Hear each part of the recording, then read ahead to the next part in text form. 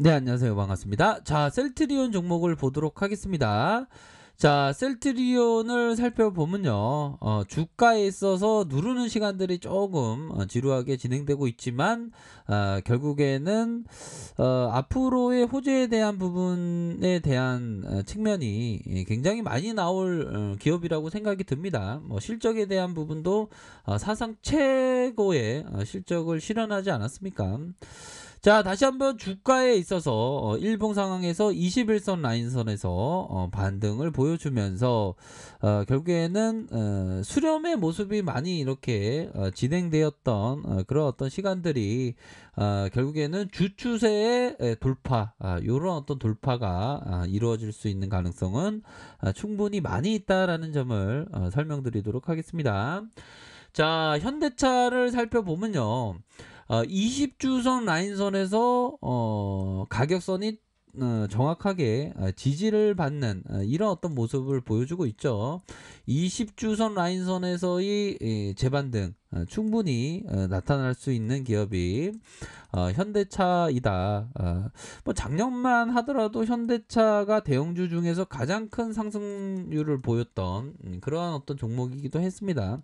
연초부터도 슈팅이 강력하게 나왔죠. 그러다가 20주선 라인선에서 재차 반등을 보일 가능성 충분히 많이 있다라는 점을 설명드리도록 하겠고요.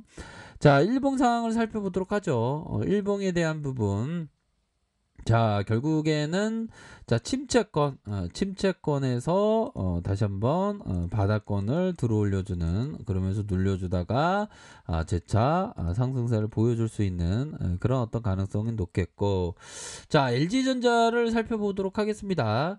결국에는 MC 사업 부분을 철수하니까 신용등급도 상향이 됐던 그런 어떤 측면이 되겠죠, 보면. 그렇기 때문에 자, 보면 요런 어떤 부분에 있어서 자, 51선 라인선에서 수급이 자, 보도록 하겠습니다. 51선 라인선에서 주가에 있어서 하락, 하단선, 주가에 있어서 하단선에서 재차 상승을 보일 가능성 높겠고, 자, 보면요. 이런 어떤 보면 정배열에서 다시 눌려주다가 요런 어떤 라인선에서 가격선을 눌려주고 재차 반등할 수 있는 그런 어떤 부분이 충분히 많이 있지 않나라는 생각이 들고요. 자, 삼성전자를 살펴보면 삼성전자 참 실적을 굉장히 서프라이즈하게 나왔지만 역으로 주가가 움직이고 있는 그런 어떤 상황입니다. 하지만 이러한 어떤 그 펀더멘털과 다르게 주가가 역으로 움직여주고 있는 그런 어떤 상황은 그리 뭐 오래 가지 않을 걸로 생각을 하고요. 다시 한번 20주선 라인선에서의 이런 어떤 가격선에서 재반등에 대한 부분이 충분히 나올 수 있는 기업이 바로 삼성전자다. 이렇게 좀 설명을 드리도록 하겠습니다. 그래서 거래량 터지면서 슈팅에 대한 부분 누르고 누르다가 이런 어떤 가격선에서 재차 거래량 터지면서 강력한 슈팅에 대한 부분이 나와줄 수 있는 그런 어떤 종목이 바로 삼성전자이다. 그렇게 좀 설명을 드리도록 하겠습니다. 뭐 삼성전자는 또 주가가 한번 그 강하게 주추세를 만들면 또 전고점을 강하게 돌파해주는 그런 어떤 모습을 보여주고 있지 않습니까? 그런 특성이 있지 않습니까? 보면 자, 월봉에 대한 부분도 살펴보면 거래량이 터지면서 앞으로 치고 나가고 누르다가 재차 상승할 수 있는, 그러니까 지금은 정말 어떤 굉장히 좋은 시기입니다. 두산중공업, 그러니까 전반적으로 시장이 강력한 랠리를 펼칠 수 있는 가능성 굉장히 높겠죠. 자, 일봉에 대한 부분, 두산중공업 요런 어떤 종목 꾸준하게 모아가셔야 하는 그런 어떤 종목이 되지 않을까라는 생각이 들어요. 요런 어떤 라인선에서 반등, 다시 한번 가격선에서 재차 반등하는 이런 어떤 모습을 보여주고 있고, 자, 삼성생명에 대해서는 뭐 누누이 말씀드리지만 가격적인 메리트가 충분히 많은 그런 어떤 종목이기 때문에 뭐 가격이 내려오면 모아가는 전략이 굉장히 유효하다. 월봉을 살펴보면 자, 코로나 때 31,700원까지 이렇게 정말 말도 안 되게 주가가 많이 빠졌었던 그러다가 주가가 76,000원까지 올랐었던 요런 어떤 부분에서 재차 반등에 대한 부분이 충분히 많이 나올 수 있는 그런 어떤 기업이기 때문에 꾸준히 관심을 지켜보셔야 되겠습니다. 그래서 자, 우리 시장에 있어서는 굉장히 강한 시장이 연출될 가능성이 굉장히 높겠죠, 보면. 그러니까 항상 그 위기는 기회였던 것을 반드시 생각해야 됩니다.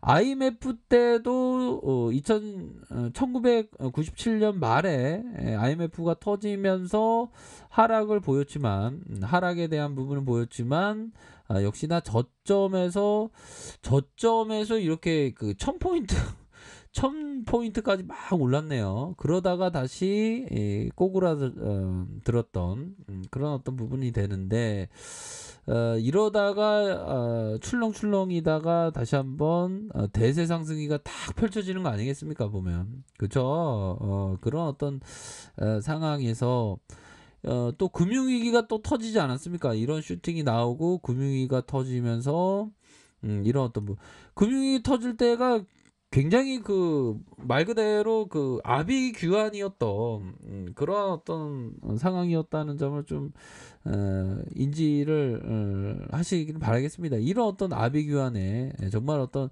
하락에 대한 부분에 저가에서 다시 한번 주가가 강력한 모습을 보여줬던 그런 어떤 측면이 되기 때문에 그러면서 한동안 랠리가 펼쳐지지 않았습니까?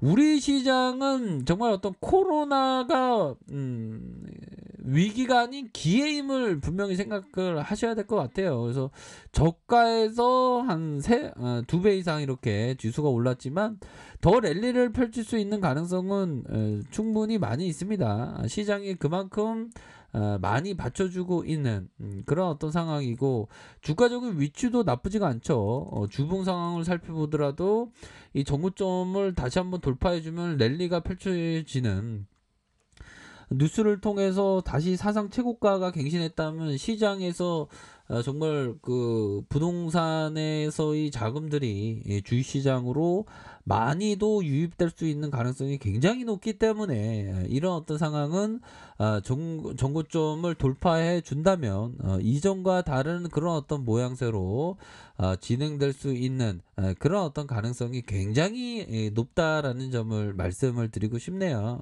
그렇기 때문에 큰 그림을 그리시길 바라겠습니다. 월봉에 대한 부분에 있어서도 이런 어떤 다양열의 모습은 굉장히 힘이 강한 그런 어떤 측면이 굉장히 높기 때문에 이런 어떤 상황에서는 보다도 좋은 종목에 대해서 끈덕지게 엉덩이를 무겁게 하면서 끈덕지게 그 가져가야지만 큰 수익이 나는 그런 어떤 장이 된다라는 점을 설명드리도록 하겠습니다. 뭐 이런 어떤 장에서 너무 이렇게 단타를 치거나 그러면 안 되겠죠. 좋은 종목에 대해서 끈덕지게 보유하면서 큰 그림을 그리는 게 정말 중요한 그런 어떤 포커스가 된다라는 점을 꼭 말씀드리고 싶네요. 그래서 자 보면 앙드레 코스토라니가 얘기했던 시장이 악재에도 더 이상 하락하지 않는다면 그것은 가익 매도 상태에 있다는 징후라고 볼 수 있고 이는 곧 바닥권에 이르렀다는 것이다.